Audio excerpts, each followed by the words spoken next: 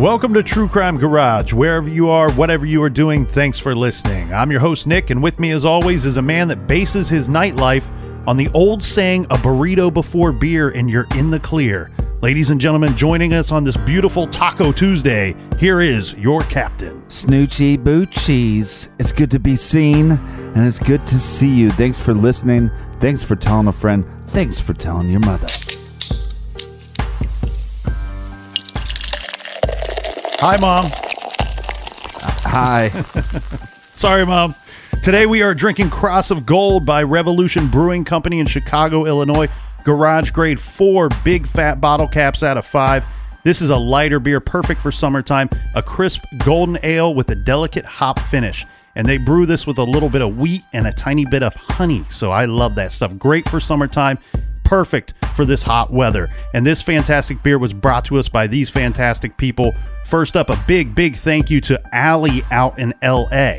Also in California, we have Julie and Tyson in Napa Valley. They say, keep the California stories coming, and a big thanks for all of the research and the quality episodes. And a big we like your jib to Melinda in Alberta, Canada. And next, all the way out doing field work in Calcutta, India, we have longtime listener Hillary. So safe travels to you, Hillary. And last but not least, we have Kristen down in Birmingham, Alabama, who says, thanks to your show, I actually look forward to my morning commute. Thank you to everybody for filling up the fridge this week. And if you want to buy us around for next week's show, go to truecrimegarage.com and click on the donate button. Yeah, I don't think my mother has ever donated to the show. I know she's a part of the fan page, so she reads all the weird comments about the captain. I don't even think my parents have listened to the show. I don't think mine have either. Well, there you go. Ohio parents are very supportive of their children. All right, if you'd like to support the show, check out our store page. We got the old episodes, we got the bonus episodes, the Brick Family Murder episode. If you haven't heard that one, check that one out.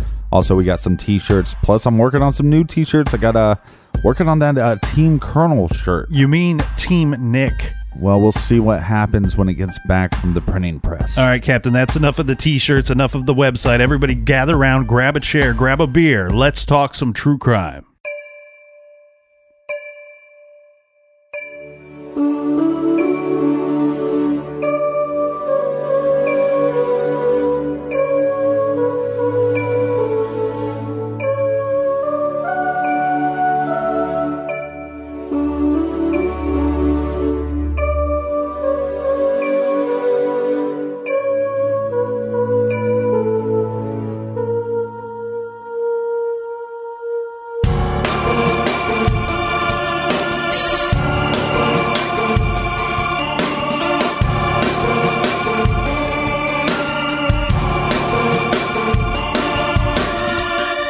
Saint Michael, the Archangel, defend us in our day of battle.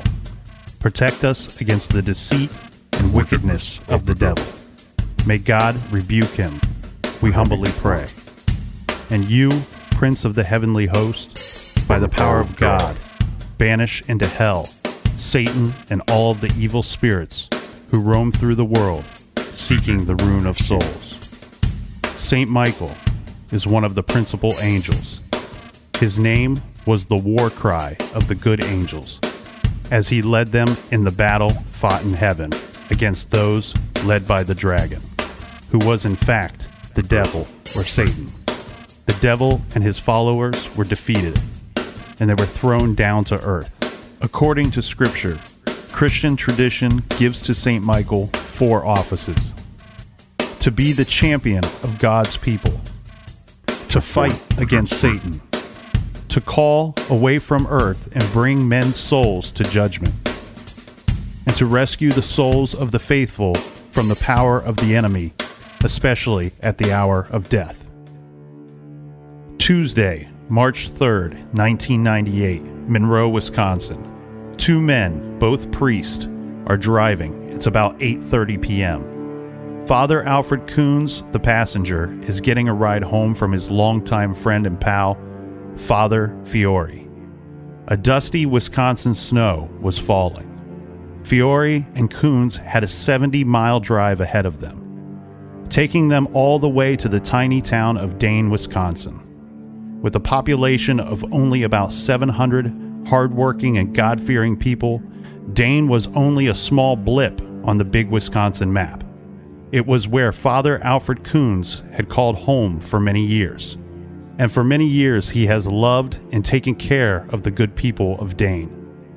It was a beautiful night, one of those clear March nights where the snowflakes melt when they touch the pavement. About halfway home, Father Kunz became silent, and then he started to clam up.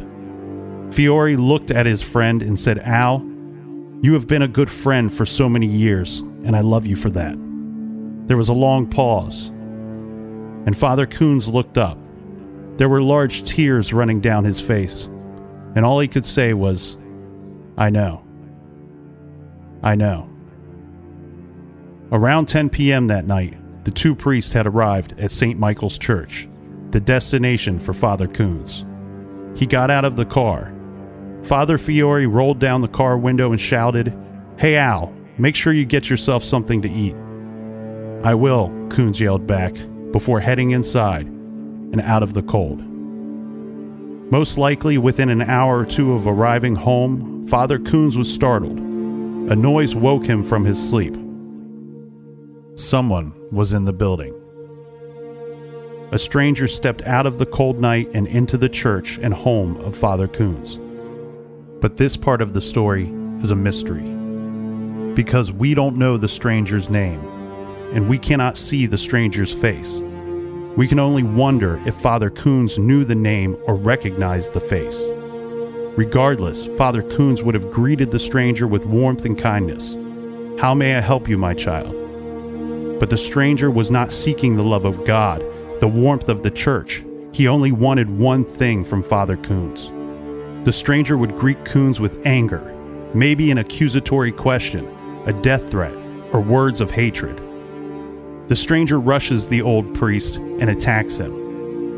Forced to defend himself, Father Kunz fights back as he is being hit repeatedly. After a long struggle, the stranger gets up and he pulls from his coat a knife. Father Kunz grabs at the blade with his bare hands, trying to pry the knife from his assailant. Sadly, he is unsuccessful. The stranger put the blade to the side of Kunz's neck and slits the throat of the beloved father.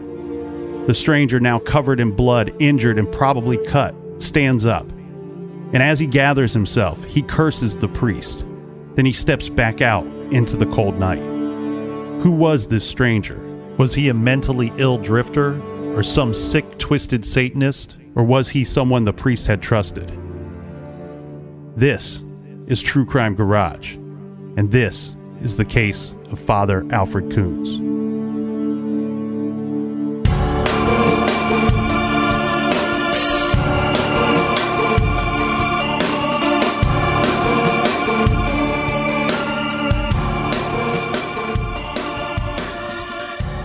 On Wednesday, March 4th, 1998, the body of Father Alfred Kunz was found at the St. Michael's Church. His body was practically lying at the foot of a beautiful statue of St. Michael the Archangel inside the building. He was found by a school teacher. This is a male teacher at about 7 a.m. on that day. This man called 911 to report the findings. When the first responders arrived, the first thing that they saw was all of the blood on the tile floor. Now, Father Alfred Kunz was wearing black pants and a white T-shirt, and he was lying in a pool of his own blood. His clothing had been blood-soaked by that point, obviously. The teacher who had found him had quite a bit of blood on his own clothing as well after running over to the body. Father Kunz was known as Father Al to most who knew him. Now, as we mentioned at the start of the show, one man who knew Al very well was Father Fiore. The two were together the night before. This would be the night of or the night before Kunz's death, depending on how you look at the timeline. Police say because of Fiore dropping Kunz off around 10 p.m. that night and the teacher finding the body around 7 a.m. the following morning, that obviously is your window for when the murder occurred. Now, the police may not know for sure, but they have stated that they estimate that the time of death would be closer to 10 p.m. on March 3rd rather than 7 a.m. on March 4th. So Father Fiore and Father Kunz, they were together that night. They were in Monroe, Wisconsin. Father Kunz and Fiore, well, Captain, they were a lot like us. They had a quote unquote radio show. They called this our Catholic Hour, and it sounds to me like clever name. It sounds to me like Kunz had done this show for a while, maybe like a year or two. Peter, I thought it was called Catholic Hour Garage. Peter Kelly, who is a Monroe, Wisconsin attorney, he is the producer of the weekly show, Our Catholic Hour, or Our Catholic Family. On this night, Father Fiore was at the mic in place of Father Kunz. The two had been longtime friends, and I believe Fiore had been a guest many times on this show. Mm-hmm. Now, Father Kunz was passing the torch and passing the mic to his friend as Father Fiore was taking over the show permanently. I've never heard the show, and no disrespect intended, but I have read that it was a rather dry hour-long show. So similar to our show. On occasion, Kunz had done some controversial things or antics on the show. I won't go into the details of those because I don't wish to offend anybody listening. As we said after the taping of the show, Fiore drove Kunz back to Dane, to his church / home, arriving around 10 p.m. According to the records, Kunz spoke to someone on the phone at 10:30 p.m. There, the body was found the next morning at 7 a.m. We don't know what happened during those hours, except someone or someones arrived at the church, and there was some kind of fight that led to someone cutting the throat of the good father. Right. I'm really curious to know the first thing I was curious about was the lock situation of the building. So let's describe this building real quick. So basically what you have, it's a church. Now, keep in mind, this is a smaller town, but you have a church that also contains within it a Catholic school, as well as a small apartment. It's been referred to as a small apartment where Kunz had lived, but they also said that he lived like a pauper, like he lived like a very, very poor man. There was a famous story done on Alfred Kunz after he passed away that was titled Alfred Kunz, From Rags to Rags. This wasn't a rags to riches story. This was a man that lived, right. He lived like a poor man because he served his parish, he served his God, and he served the people of his parish and community. Well, and also the Catholic Family Hour Garage probably wasn't paying the bills. Right. So the lock situation, like I said, the thing that I was concerned about with this building was very simple, and the police cleared this up very quickly with one of the first newspaper articles that came out. They clearly stated the police found the building locked. The entire building was locked. Every door was locked, and there was no sign of forced entry. So, now we have this situation of how did the killer get in? If this, either he had access to the building in some way, or Father Alfred Kunz let this person in. Mm-hmm. And, but the thing is, 98, right? Mm-hmm. So it could have been like any school or some of these churches where all, you could get out of the building, but getting in, everything was locked. Right. So that's what I'm assuming. I would guess as well, the same thing. Now, here's some background information on our victim. Father Kunz was born in Wisconsin in 1930. He grew up in Fenimore. He attended seminary at Josephinum in Worthington, Ohio. Mm-hmm. You and I are big fans of the little town of Worthington. It's close to us. Yeah. That's right. He received a doctorate in canon law. He became the pastor of what is described in these newspaper articles as the tiny church of St. Michael's. And they list the church parish as consisting of 149 families. It's unclear to me if that was at the time that he became the pastor or if that was at the time of his death. Well, like you said in the trailer, this is a very small town. Mm-hmm. So Father Al, I'll try to refer to him as that because that's what his friends called him. I guess the church had burned down at some point, and he had helped rebuild the church. Mm-hmm. As we said, the rags to rags story, he took a vow of poverty. He collected no salary. He died with very little money. He, at the time of his death, he had 3 cars, but these were all like smaller, older, maybe what we would refer to as beaters. Well, right. Yeah, and they might have been donated by the people of the parish. Well, he was a very old school kind of dude. He would buy or get these cars. You're right. Some of these may have been donated. And these are old beat up cars, and sometimes they would barely run or maybe not run at all, but he would fix them up and he would keep them running. And he would give sometimes he would give these cars to the teachers at his school, because I believe the teachers made very little money. They made something like $500 salary a month, so very little money. So he would try to Are they allowed to do that with minimum wage and things like that? I don't know how that stuff works. The church gets around everything. But he would try to give them little perks or incentives for their work with the church and school. Well, and he's a little bit of a chef as well. Mm-hmm. Yeah, he was kind of famous for his fish fries. They would do, the community and the church would do these fish fries every, most on some Friday nights. And Father Kunz, along with 2 other gentlemen, they would do everything. They would fry the fish, the French fries. They would make their own tartar sauce. And even though the town only had about 700 people, sometimes they would get over 1,000 people at these different events. So this was something that was popular, and he was well known for. People would drive in from out of town to get together with the people and experience these events on Friday nights. Well, in all fairness, if you're in a town of like 700 people, everything you do is popular. I mean, that's true.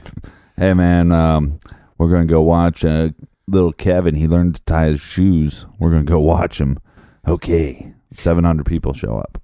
The thing here, Captain, though, is that Father Kunz, he remained at his church. He remained at this church at St. Michael's for a long time, all the way up until his death. How long is that? It was like, he was there for like 30 years. It's a long time. Yeah, and the thing here is they say that he, quote unquote, ran a one-man show.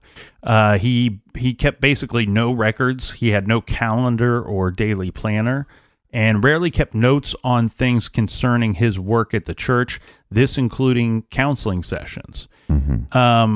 So from the get-go, though, we see a problem with the investigation, because we know with these murders that a lot of times we got to start looking at the inner circle, the family, the friends, the people that were closest to the victim.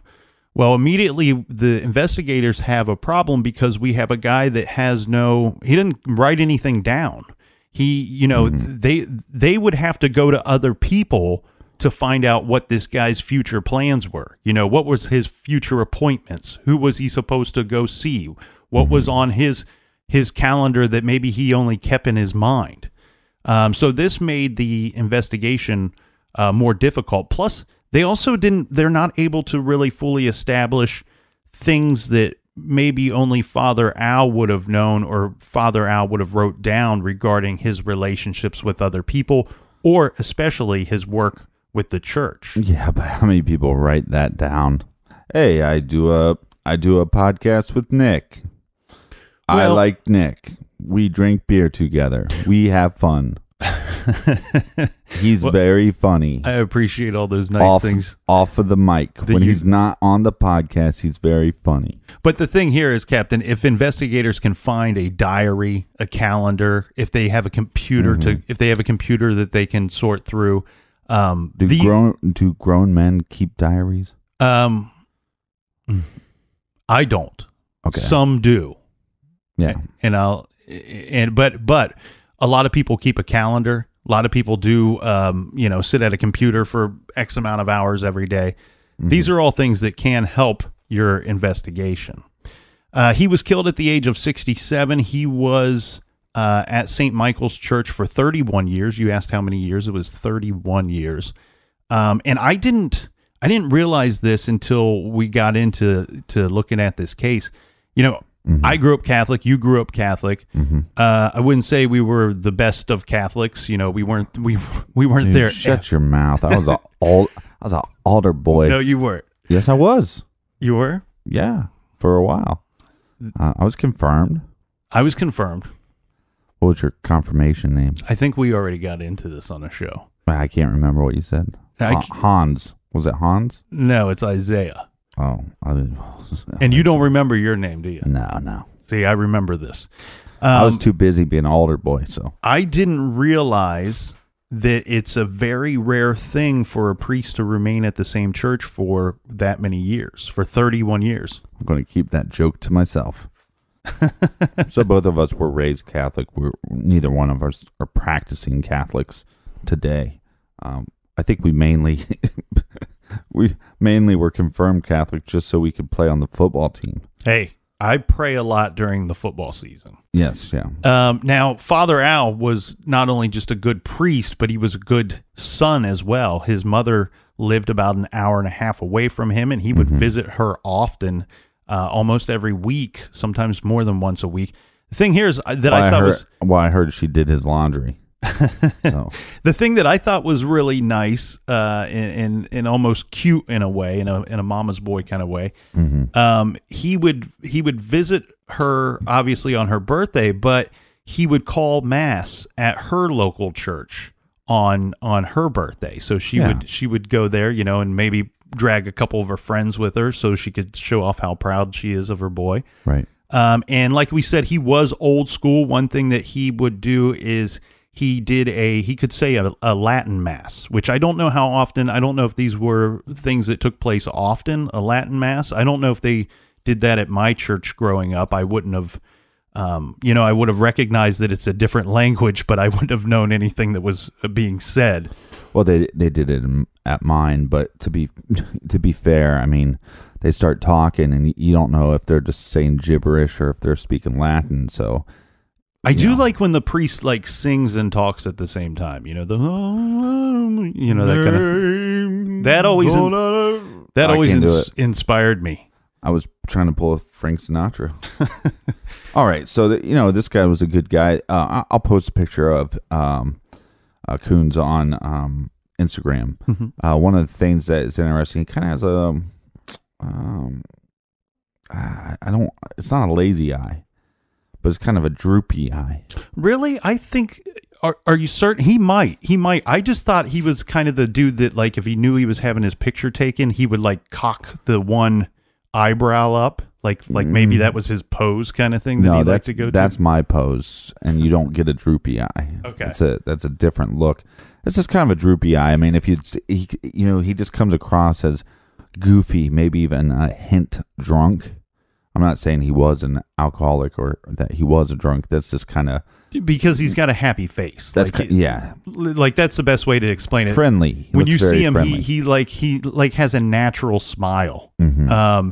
And the thing is, if you see him out of his priest getup, he's very grandfatherly looking. You know what I mean? He looks like what you would close your eyes and picture a typical grandfather. Yeah, and I'll post a picture of his when he first started the priesthood.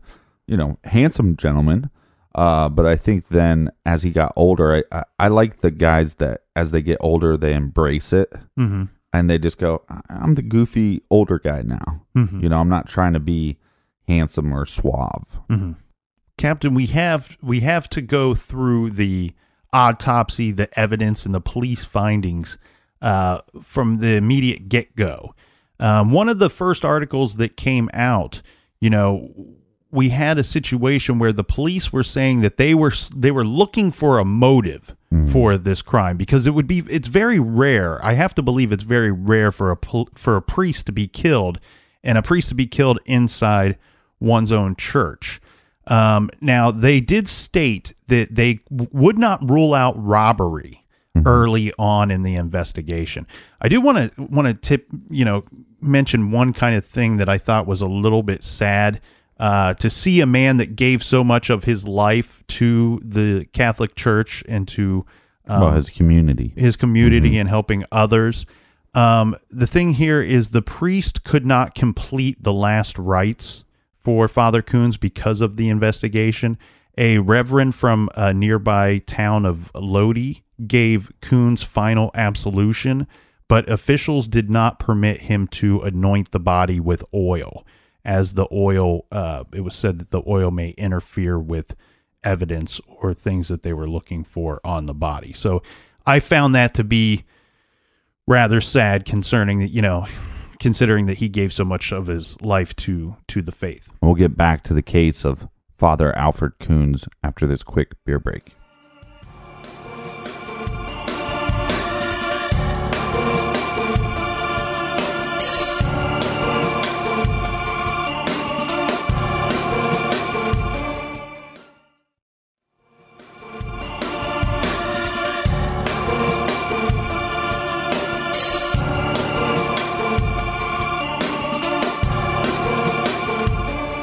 All right, we're back. Cheers, everybody. With any open investigation, you want to try to go through the autopsy, the evidence, and police findings. With this still being unsolved, these are limited to the public, as they should be. But the still unsolved murder investigation regarding Alfred Kunz has been described as one of the most expensive and time-consuming investigations in the Dane County history.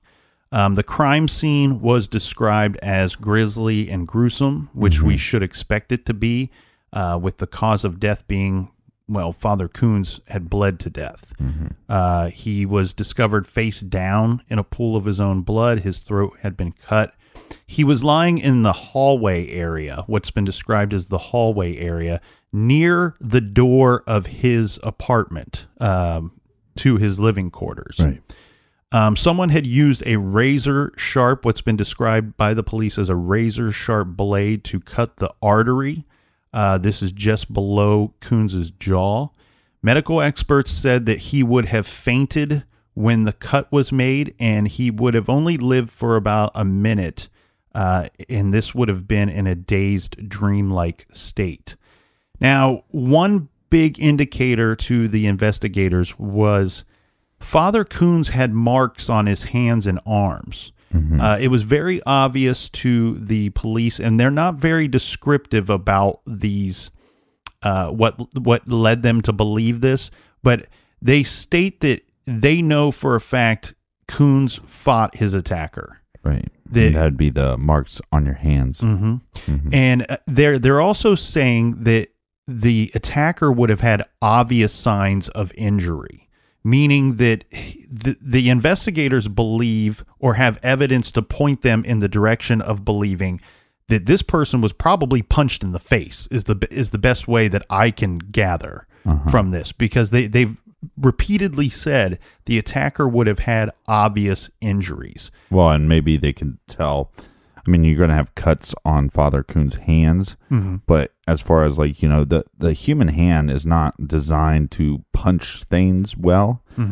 So there's a possibility that Father Kunz had like a broken pinky knuckle, or something like that. So if he's punching somebody, he might have damage to his hand from punching somebody, and maybe that's the evidence of that. And you would expect to see more damage to one's hands if they're connecting with the face or the skull, because the bones are, right up there. Well, and the skull is harder than the hand.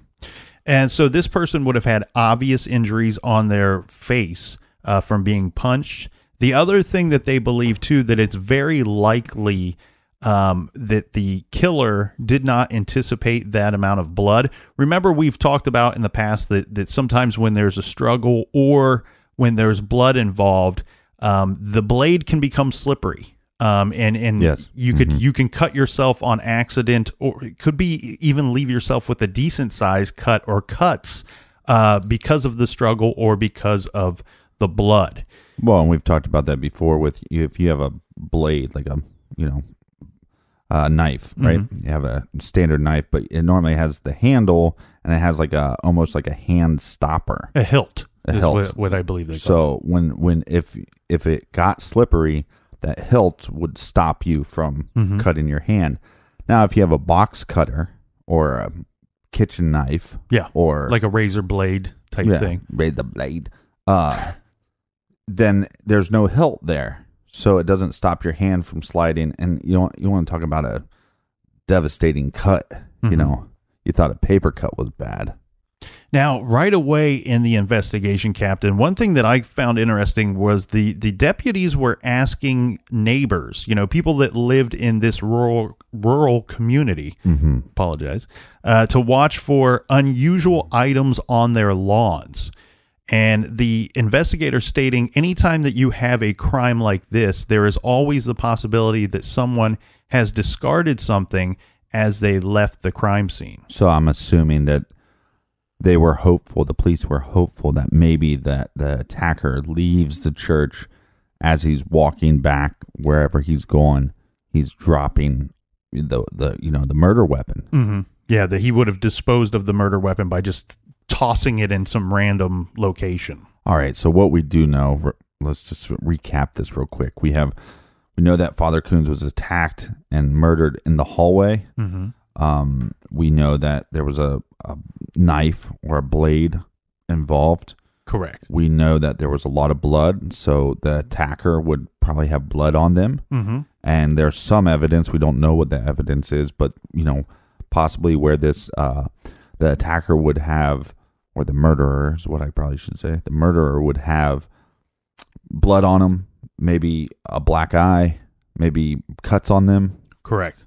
Broken nose, anything that you would, a busted lip, anything that you would assume or that would be typical of a fist fight. Mm-hmm. We also know that Kunz was killed between the hours of 10:30 p.m. and 7 a.m. Pretty long window, though. Police believing that it's closer to that 10:30 p.m. Situation. I was curious to know who he was talking to. I couldn't locate that information, but it was clear there was some kind of phone call that he had, phone conversation that he had around that 10:30 time. Yeah, a lot of, like you said before, a lot of this evidence is kind of held close to the vest. And the other thing too, regarding the teacher that found Father Kunz. Mm-hmm. Which had a lot of blood on him. They've not included the name of this person that I could find. And there were many newspaper, internet, and magazine articles regarding this murder, and I couldn't find one that stated that it's a male teacher. I couldn't find one that stated the name of him.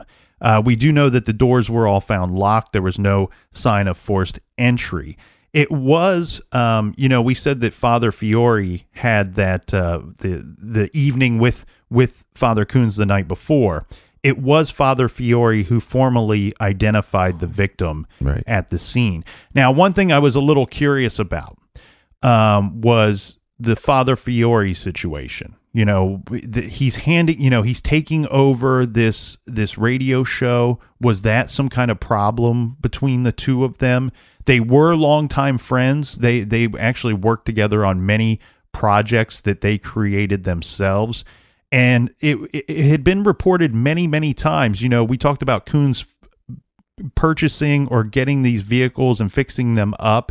At the time of his death, he had 3 cars.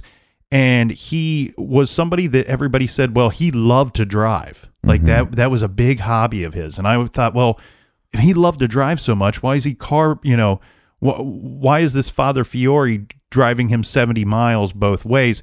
I actually found Father Fiore at the time lived only about 5 minutes away from Father Kunz. So it would only make sense for the two to carpool on this Mr. long Don't distance. Litter. How about trying to carpool every now and then? Everybody please carpool. Be good, be kind, don't litter, carpool. Now, from an outsider looking in, at first glance, and I hate Are we getting into speculation already? Yeah, we're going to get into a little speculation, and then we'll get into some theories. But one thing that I kind of want to put... well, let me just give our warning. If you don't like speculation, turn the damn show off. One thing I want to kind of put to bed before we get into the theories here, Captain, was from somebody looking from the outside looking in, your immediate thought would be a priest killed in a church. Well, was he up to no good? We know that the Catholic Church has got some black eyes over the years, and priests have... We don't have to pussyfoot around with this. I mean, well, look, there's been priests out there that have done terrible things. There's hundreds and hundreds of priests that were child molesters that are probably still are child molesters. And the church has covered that up time and time again. That's what's been happening. If you don't like what I just stated, that's not my opinion. That's just what's fact. That's the unfortunate truth. The thing here is, Captain, so the first thing that we looked at was, was Father Kunz one of these bad priests? Was he a bad priest and somebody out there felt that he deserved to be punished? Right, maybe. So the idea, which I don't know why you're, dancing around it. The idea is that he possibly molested a child, and then that child would come back, or the parents of that child were like, yeah, it's time for you to die. Pay for what you did. The thing here is, though, Captain... That's the theory. Right. That would be the first thought. And the thing is, though, there's no evidence or even complaints of Father Kunz having been involved in anything of that nature. No, again, 31 years at the same parish. Now, when you look into a lot of these, the accused priests, that's all you can call them because there's never charges normally brought up. Mm-hmm. The accused priest, normally, they'll bounce them around. They'll give them 6 months sick leave. They'll move them parish normally every 2 to 3 years. Mm-hmm. So there is no sign of that. There's no sign of him being moved around.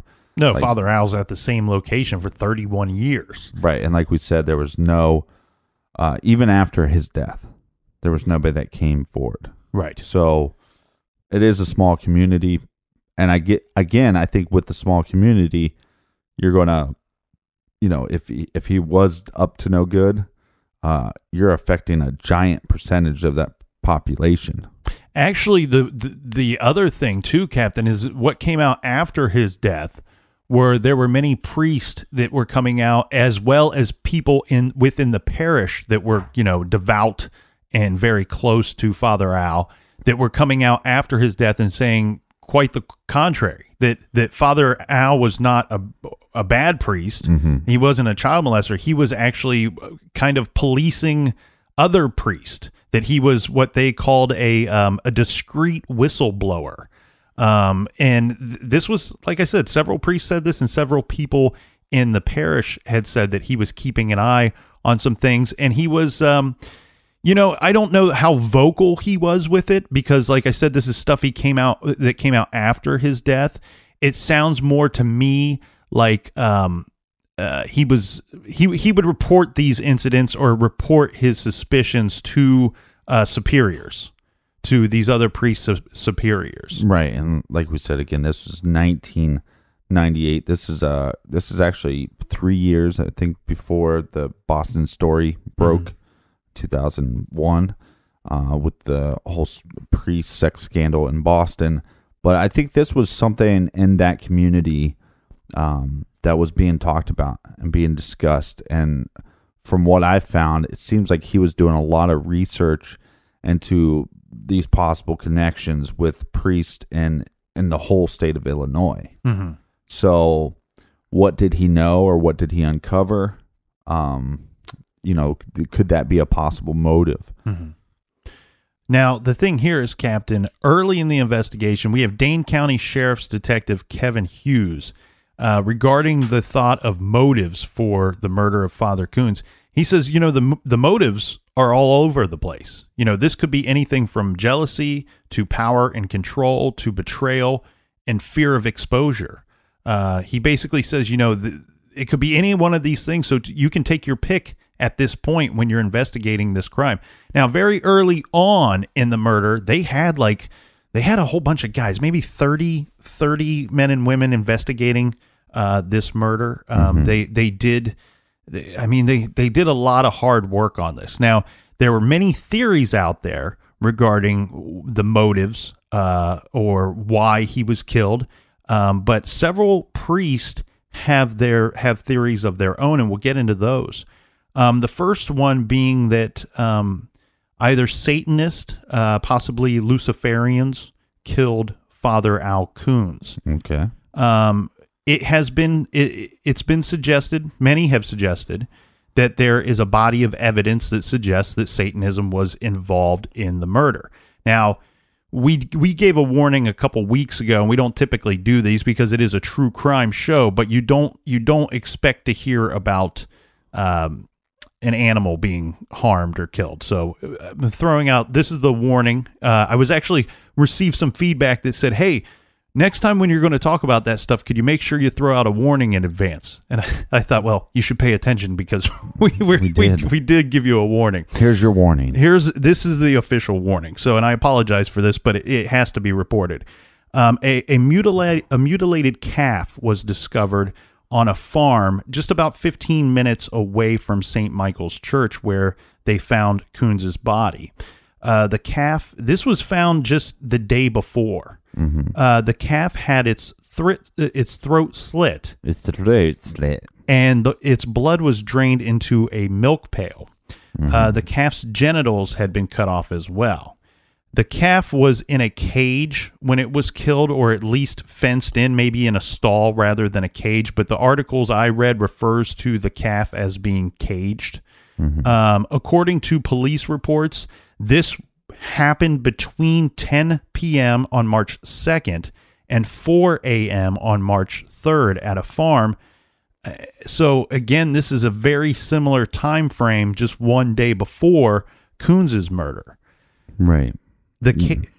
As I said, the caged animal's throat was slit. The farmer told police that he believed that this was probably the work of a Wiccan cult that he had said was rumored to operate in the area. Now, cult experts consider calf mutilations to be the quote-unquote calling card or signature of Satanists.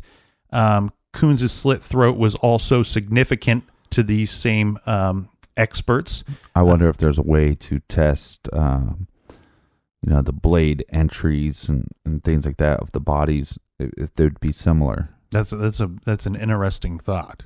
They're saying that the throat cutting is signs of many secret societies. There are oaths of many secret societies that include that throat slicing as a penalty or punishment for revealing a group's closest secrets. And the thought here being, was Father Kunz exposing the operations of some kind of cult? Right. But again, like I said, how much did he know about these other priests as far as the, pedophilia and stuff like that?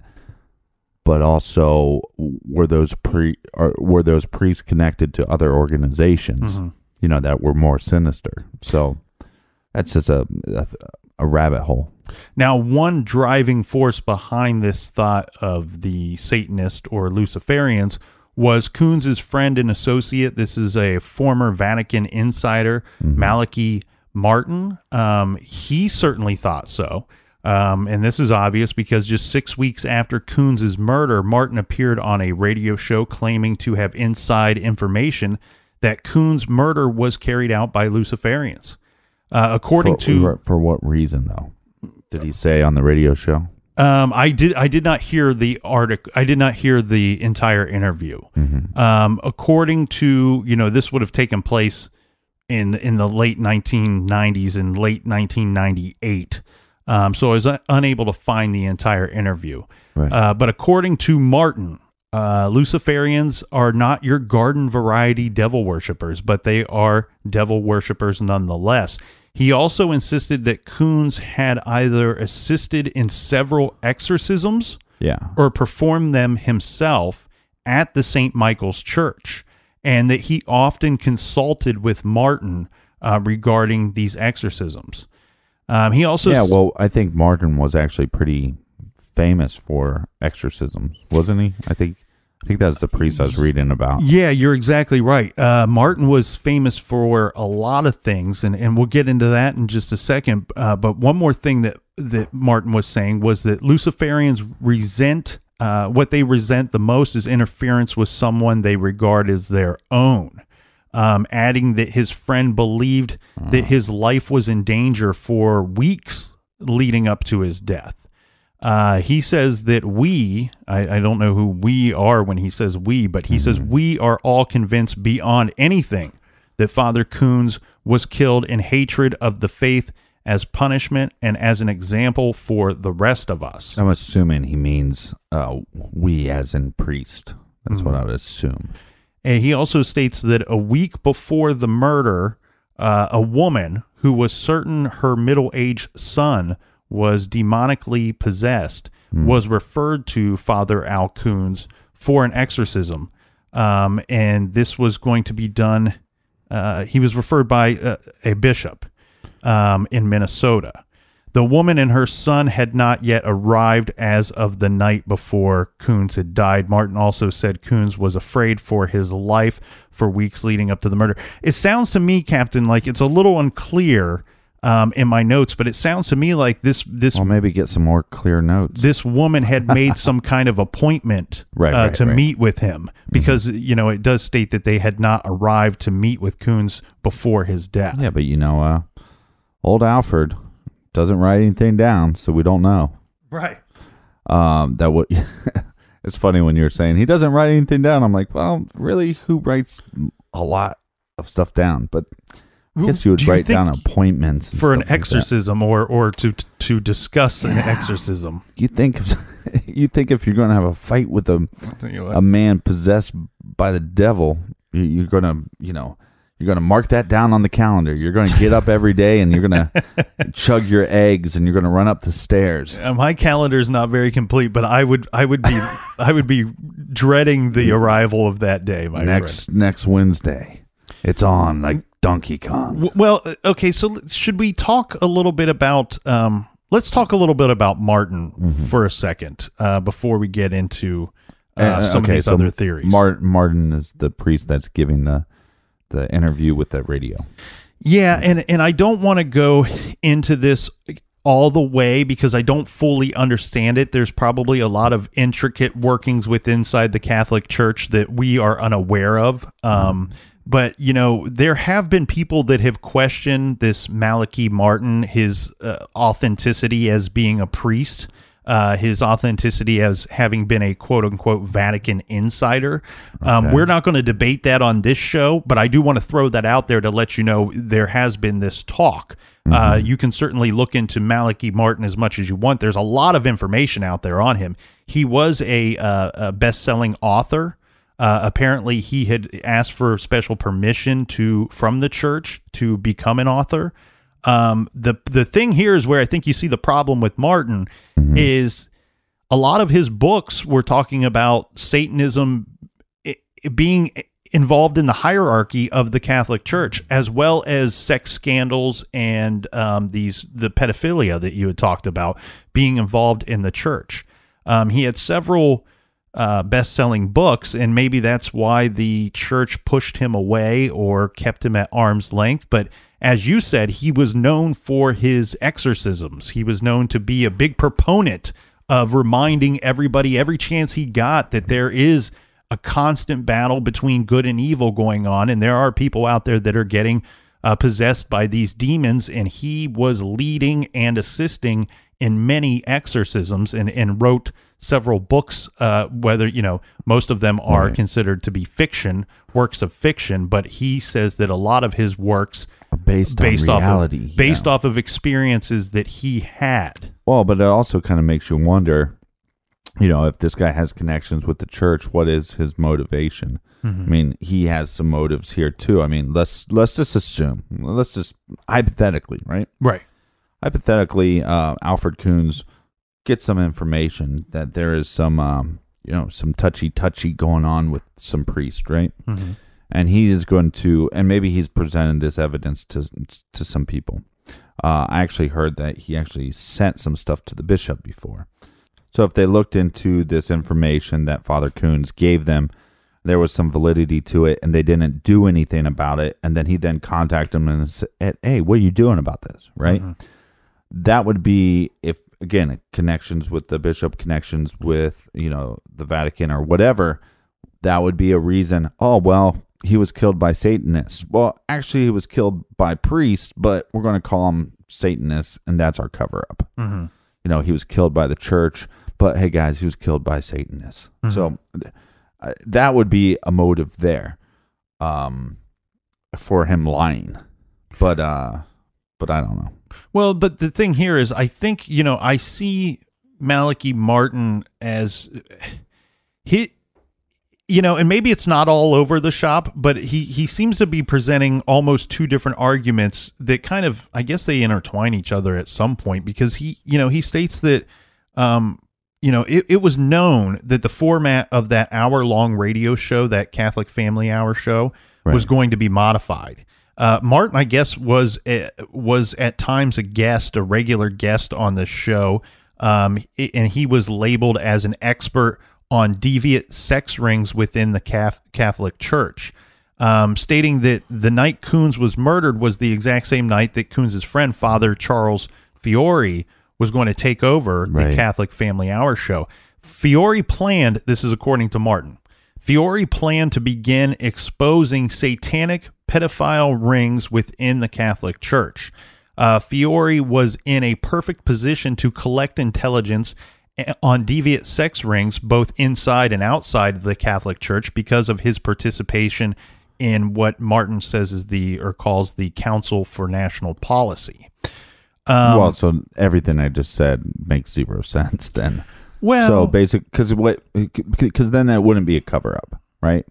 Because if he found this bad stuff, then this guy is not covering it up, because what he's stating is, if he was killed and it was satanic, it does not exclude people of the church. Right. That there are satanic organizations outside of the church, and then there's some inside the church. And he was saying that the satanic ring of pedophiles in the church possibly could be who's responsible for killing Father Kunz. Yeah, and I think that's Martin, reminding us or pointing out to us, asking us the question: Is this complete? Is it just coincidence that Kunz is killed on the same night that Fiore takes over the radio show, and Fiore's planning on discussing this crazy topic, right?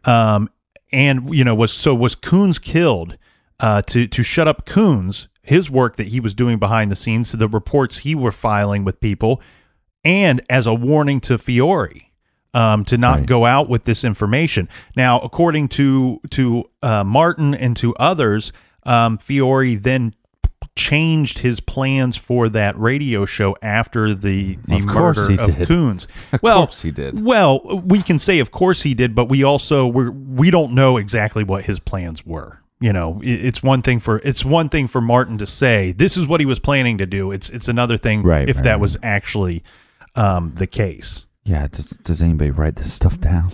Yeah. So Martin, I mean, these are interesting theories. Martin is certainly and I don't anybody get mad at me on this. We weren't able to spend a lot of time on this Martin guy. He had a very extensive career. He had a lot of ins and outs with the Catholic Church. I don't know the specifics of all of those, but he was what I would say a controversial character. Martin died in 1999, so not long after the death of Father Alfred Kunz. Well, he passed away of a stroke that was prompted by a fall as he prepared for an exorcism. According to a close associate... That doesn't sound fishy at all. Well, according to this associate, and this is coming from Martin as he's lying in a hospital bed just shortly before his death, Martin says, and he adamantly says, that the fall felt more like a deliberate act of an unseen evil force than an accident at the time. The associate who was at Martin's bedside when he died later quoted him as shouting at one point when asked about the incident. He says, "No, I did not fall. I tell you, my legs were pulled out from under me." Right. So sadly, Martin has passed away in 1999. Now, regarding the calf mutilation, that certainly does seem to me... Let's not jump around here. So with his stroke, he's stating somebody pulled his legs out from under him. Well, he says an unseen evil force. He says that it feels like pulled his legs out from him. He could have been in person. Again, he said he was I believe he was reaching for a book. Like he had climbed up on a stool and he was at one of those, fancy bookshelves that these successful people have. And he I was, don't have one of those. Our bookshelves are short. Yeah. You have to actually dig to get to ours. He's standing on a stool. And first of all, any listener out there, especially the older crowd, don't stand on stools. Okay, let's not stand. They're not very safe to stand on. Don't litter. Carpool. Don't stand on stools. Don't stand on stools. Okay. And go to the fish fry on Friday. All right. Okay, so Martin, he's on this stool, and he says that he felt that his legs were pulled out from underneath of him. He was preparing for an exorcism. I don't know. I watched a documentary on Martin, and I guess it's possible. A lot of his close people. Well, he firmly believed in these demonic possessions. So, of course he did. I mean, why would you do an exorcist if you didn't? And if you believe in that, then I guess that it's not too much of a leap to believe that they could be coming after him, as he's trying to help these people. The thing here, though, is, close associates of his, according to the documentary I watched, it was called Hostage to the Devil or something like that. They believed that the exorcisms were taking a physical toll on this Malachi Martin throughout his years, that he was having health problems because he was involved in these exorcisms. Well, I'm assuming an exorcist is kind of stressful. Mm-hmm. You know what I mean? God, if they're anything like they portrayed in the documentary, demons. I don't even release yourself. Yeah, demons. Yeah, if you're hosting an exorcism down the street from me, could you make it well known so I can leave the state? I don't want to be anywhere near those things. You probably have been near one. You just didn't know it. I've got some family members that I think might need an exorcism. Oh, Jesus. So here's the thing, Captain. What are your thoughts on this calf mutilation? I mean, it's certainly an act like that, killing. Well, I'm not a vegan. Killing a younger animal in that manner certainly sounds like something, and I'll use a George W. term here, one of my favorite comic book terms, sounds like something that an evildoer or group of evildoers would perform. It seems like a really unnecessary thing of violence, and that's why the farmer believed it would be an act of some kind of cult.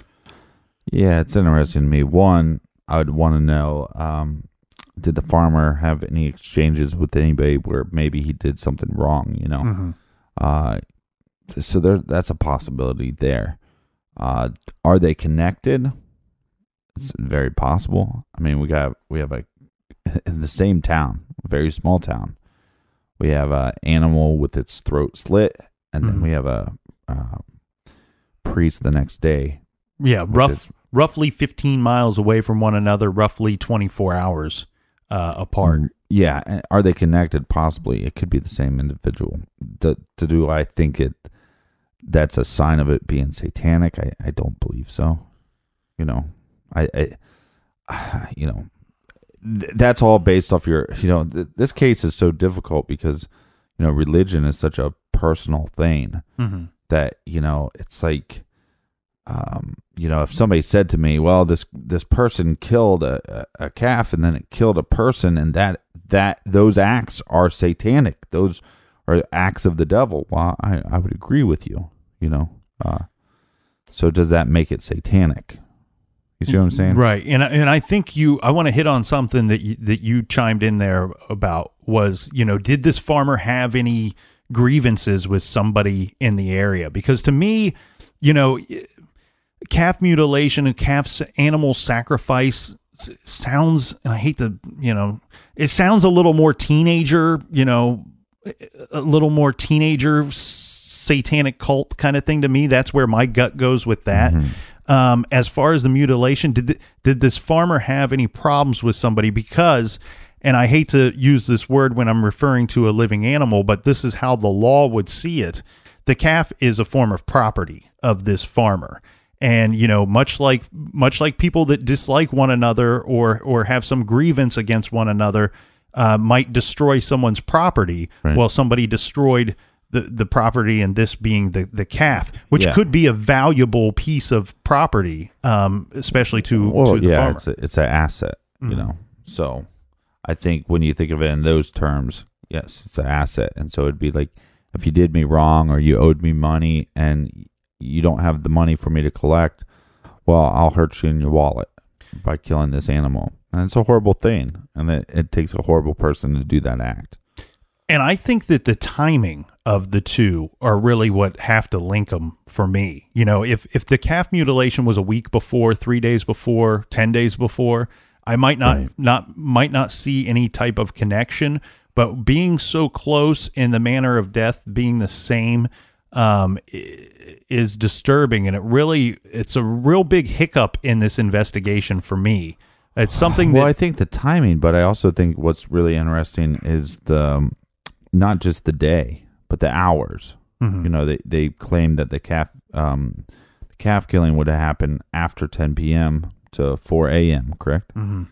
Same with Father Kunz's murder. So to me, that's very suspicious. It's very strange. It's a strange occurrence, and it's something, like I said, it's a hiccup for me. When I look at other things in this case, I come back to that, and I'm going, still a little uncertain on how I feel about if there is a connection between the two. My gut says no, that there's probably not a connection to the two. The investigators at the time say that there is nothing, that they didn't find any type of connection between the two, between the calf and... Well, again, both, it's being killed by slitting somebody's throat or an animal's throat. And I think the thing here is, as far as satanic, if it's satanic, right? My thought would just, like I said before, if somebody, based off their religious beliefs, said, well, murder is satanic or whatever, okay, fine.